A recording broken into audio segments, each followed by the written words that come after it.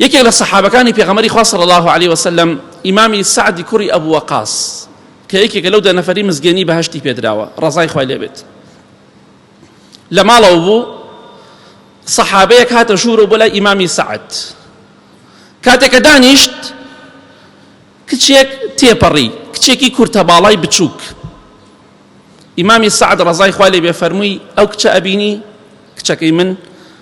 سەحابەکە فەرمووی بەڵێ فەرمووی ئەمە 20 ساڵ لەمەوە پێش 20 ساڵ لەمەوە پێش ئەم کچە تەمەنی 5 ساڵ بوو ڕۆژێک یاری دەکرد منیش خەریکی دەستنوێژگرتن بووم یاری دەکرد تەمەنی 5 ساڵ بوو یاری دەکرد منیش ئاومدا نابوو دەستنوێژ بگرم بەدەم یاریکردنەوە هات و ئاوەکەی دەستنوێژەکەی منی ڕژان هەر ئەوەندە ئاوەکەی ڕژان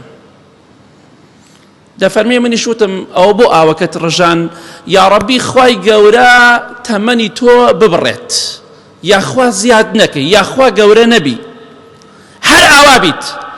ئەفەرمێ سوێن بەخوا لەو دەقەیەوە دوعاکەم لێ کردووە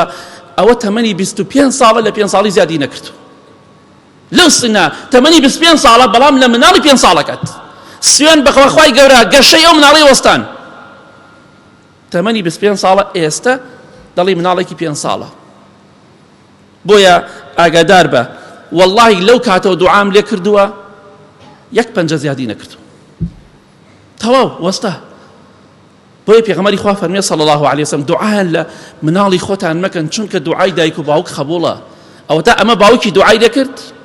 خوای گەورە چی بەسەرهێنا هەموو ڕۆژێکیش تۆ بە مناڵی خۆت دەڵی یا ڕەبی خێر لە خۆت نەبینی